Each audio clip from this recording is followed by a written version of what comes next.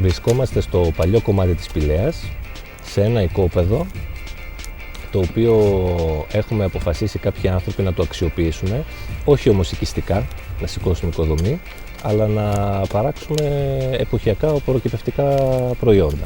Είμαστε 5 άτομα. Εδώ και 2-3 χρόνια είμαστε όλοι άνεργοι. Έχουμε βγει δηλαδή έξω από την αγορά εργασίας και το χειρότερο είναι ότι δεν βλέπουμε και την δυνατότητα πώς θα μπούμε ξανά σε εργασία. Ουσιαστικά είναι μια ομάδα που ο στόχος της είναι η αυτάρκεια καταρχάς, δηλαδή να μειώσουμε τις εγχρήματες συναλλαγές κατά το δυνατόν μεταξύ μας, και από εκεί πέρα υπάρχει και, πέρα από αυτόν τον πυρήνα, υπάρχουν και άλλοι παραγωγοί με τους οποίους σκοπεύουμε να ανταλλάξουμε τα προϊόντα. Δηλαδή, για παράδειγμα, δώσαμε μέλι, πήραμε όσπρια. Άρα καλύψαμε τη χρονιά μας σε όσπρια. Αυτή την εποχή έχουμε βάλει τα μαρούλια μας και έχουμε φυτέψει κάποιους σπόρους, καρότα, κρεμμύδια, παντζάρια σε λίγο θα μπουν, ό,τι τέλος πάντων αρμόζει στην εποχή. Αργότερα πηγαίνοντας θα βάλουμε τις ντομάτες, μελιτζάνες και πάει λέγοντας.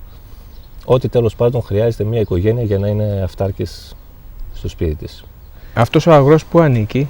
Αυτός είναι η ιδιοκτησίας ενός μέλους της ομάδας. Είναι πολύ δύσκολο έως αδύνατον να βρείτε όλη την ομάδα μαζεμένη εδώ. Εδώ είναι ένα μικρό κομμάτι του κύκλου εργασίας μας. Εδώ είμαστε 2 άνθρωποι οι οποίοι ασχολούμαστε με τα οπωροκυπευτικά. Ταυτόχρονα εγώ με έναν άλλον συμπολίτη έχουμε μελίσια, αυτή τη στιγμή είναι στην Κατερίνη και ξεχειμωνιάζουν. Εκεί είναι και ο συνεργάτης, ο οποίος αυτή τη στιγμή κάνει κάποια προετοιμασία για την άνοιξη. Το άλλο το παιδί που έχει τα τυροκομικά είναι στα Πετράλωνα, εδώ έξω από τη Θεσσαλονίκη, όπου έχει τα ζώα. Και οι γυναίκες της ομάδας, οι οποίες ασχολούνται με τη σάλτσα ντομάτα, τη μαρμελάδα και τη μεταποίηση γενικώς, όταν χρειαστεί έρχονται, όταν έχουμε δηλαδή μια ποσότητα φρούτου ή ντομάτας ή κάτι άλλο, έρχονται και κάνουν τη μεταποίηση. Γιατί έχουμε και έναν χώρο, τον έχουμε ετοιμάσει κατάλληλα ώστε να κάνουμε αυτό το πράγμα. Η διατροφική τουλάχιστον αυτάρκεια, σε ποιο σημείο έχει φτάσει για σας? Αυτή τη στιγμή οριμάζουν τα πρώτα τυριά της ομάδας. Που σημαίνει ότι ακόμα στο κομμάτι των γαλακτοκομικών είμαστε πίσω. Όταν μπουν αυτά σε 2 μήνες μέσα, θα μπορούμε να πούμε ότι έχουμε φτάσει τουλάχιστον το 30%. Και το καλοκαίρι θα έχουμε φτάσει πάνω από 50%. Μια που ήρθατε στο μικρό μας το χωράφι, είπαμε να σας φιλέψουμε με προϊόντα που τα έχουμε κάνει εμείς. Λάδι, μέλι, τυρί και τη μαρμελάδα. Ωραία πράγματα. Η μαρμελάδα μας έχει και ένα λογότυπο, ήταν το πρώτο λογότυπο που φτιάξαμε. Λέει να πάρουμε τη γη, τη διαδικασία παραγωγής, τις εργασιακές σχέσεις και το μέλλον μας στα χέρια μας. Νομίζω ότι περιλαμβάνει όλη την αντίληψή μας. Για να δει και το μήνυμα μέσα από... Βέβαια, πρέπει να πλανιούνται και τέτοια μηνύματα, ναι. Το λάδι το έχουμε παράξει φέτος, δηλαδή μόλις τώρα ορίμασε. Είναι από την αλληλέγγυα συγκομιδή ελιάς που έχουμε κάνει στην επανομή, στο μεσημέρι, στον Τρίλοφο, σε εκείνο το κομμάτι γης. Πριν από 3 χρόνια είχαμε ξεκινήσει την αλληλέγγυα συγκομιδή ελιάς, η οποία γίνεται από Νοέμβρη και μετά, Νοέμβρη-Δεκέμβρη.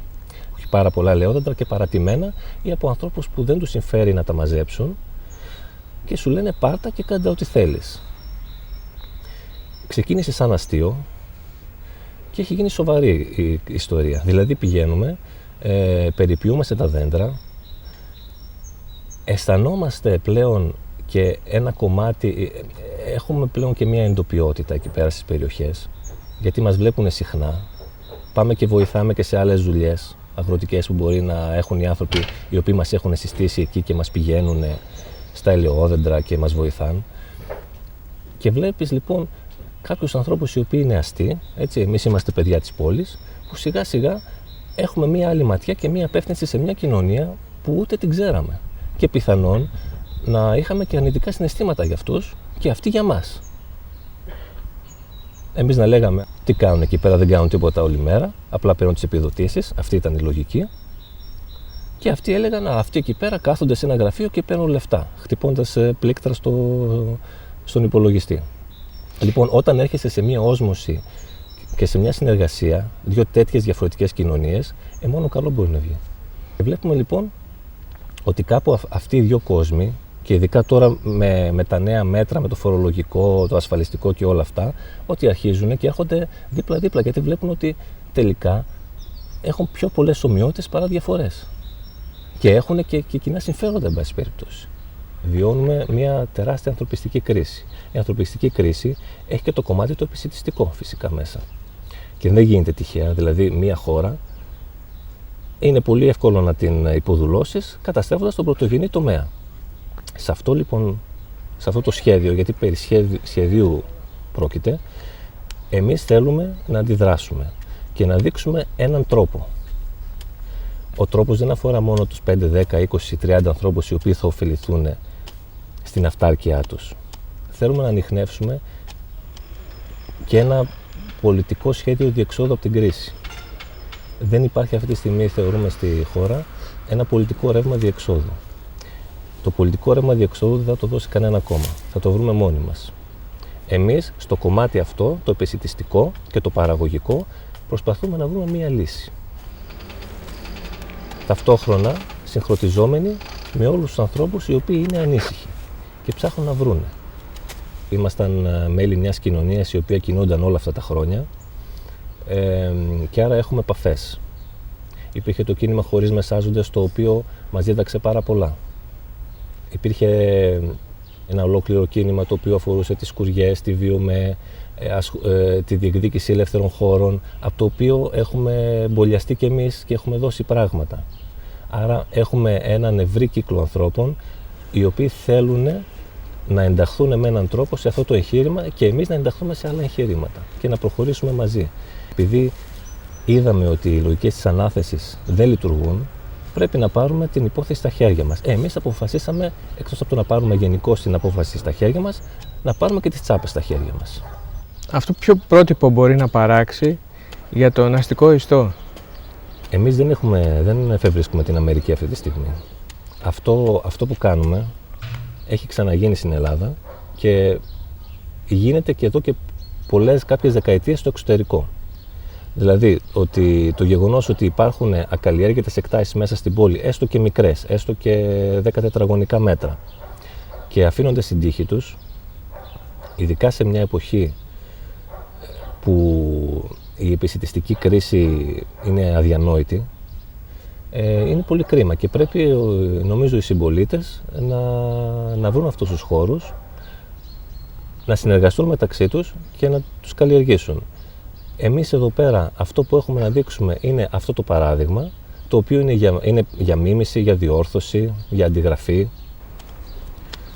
και κυρίως αυτό που θέλουμε να βγάλουμε σαν συμπέρασμα είναι ότι μπορούν άνθρωποι οι οποίοι δεν έχουν ξανασυνεργαστεί μεταξύ τους να δοκιμάσουν τις σχέσεις τους και να πετύχουν. Και δεν είναι τόσο ότι στο τέλος της χρονιάς θα έχεις παράξει 30 κιλά ντομάτες. Αυτό είναι το ένα κομμάτι. Το άλλο είναι ότι δοκιμάζεσαι σε μια συνεργασία. Αυτό είναι το πιο σημαντικό. Παλιότερα, και ισχύει και τώρα βέβαια, είχαμε βρει 5 γυναίκες οι οποίες ήταν μονογονεϊκές οικογένειες ή άνεργες ή με συζύγους άνεργους, τέλος πάντων σε πολύ άσχημο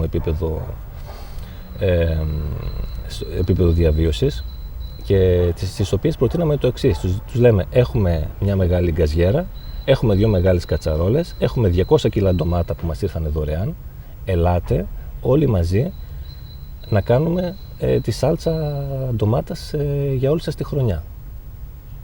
Έγινε αυτό λοιπόν, γυναίκες οι οποίες δεν γνωρίζονταν μεταξύ τους. Και μιλάμε ότι εκεί πρέπει να δουλέψεις σε μια γραμμή παραγωγής, έτσι. Άρα ο ένας να συνεργαστεί με τον άλλον. Δηλαδή η μία θα πλύνει την ντομάτα, η άλλη θα την ξεφλουδίσει, η άλλη θα την αλέσει, η άλλη θα τη βράσει. Και είδαμε λοιπόν πως επιστρέφει, για το τίποτα έτσι στην πραγματικότητα, επιστρέφει το χαμόγελο και η αισιοδοξία στα πρόσωπα των ανθρώπων, ότι αισθάνονται ότι κάνουν κάτι. Και η ομάδα σας δεν είναι έτσι μια κλειστή οντότητα, υπάρχει και ένας κόμβος αλληλεγγύης εδώ. Ναι, επί της ουσίας ανεπίσημα υπάρχει ένας κόμβος αλληλεγγύης.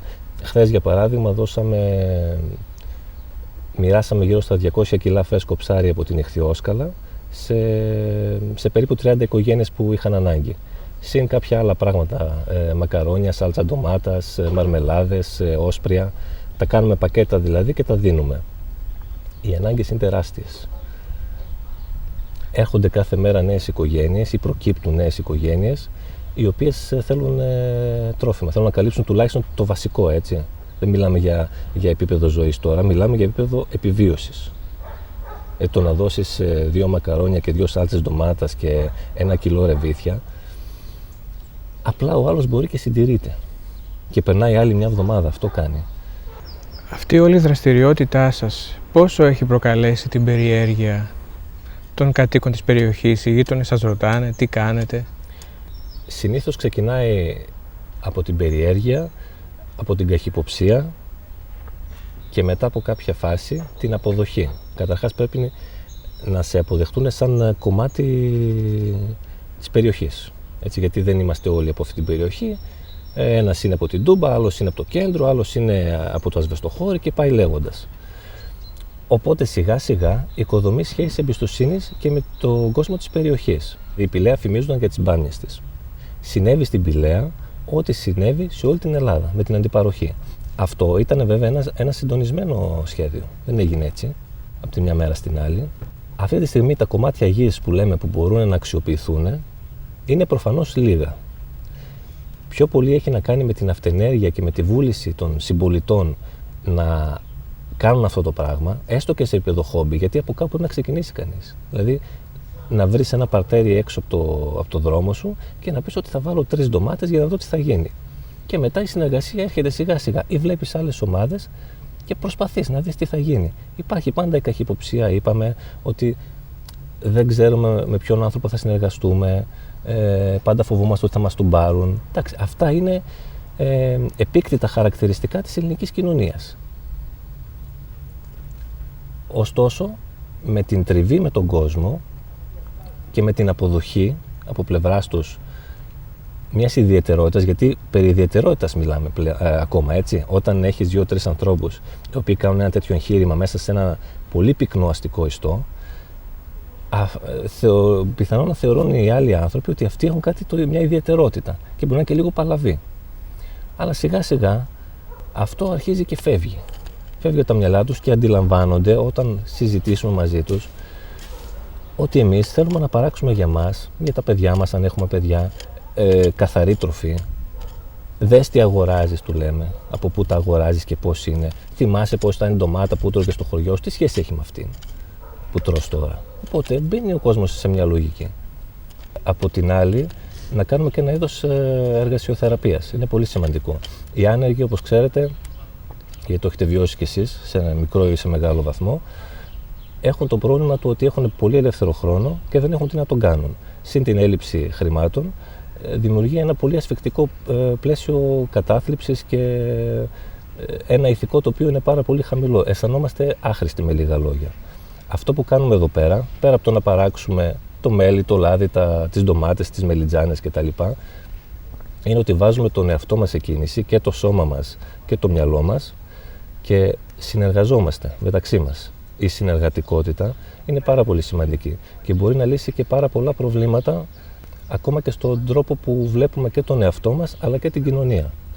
Όλοι ως γνωστόν είμαστε απομονωμένοι και με βάση όλη αυτή την επίθεση που δεχόμαστε τα τελευταία χρόνια με την κρίση, με τις μνημονιακές κυβερνήσεις, το ότι δεν φαίνεται αυτή τη στιγμή, τουλάχιστον που μιλάμε, κάποια διέξοδος σε αυτή την κατάσταση και ακριβώς γι' αυτό είμαστε πάρα πολύ απεσιόδοξοι, έτσι. Ωστόσο, μέσα από τη συνεργατικότητα μπορούμε να βρούμε διεξόδους.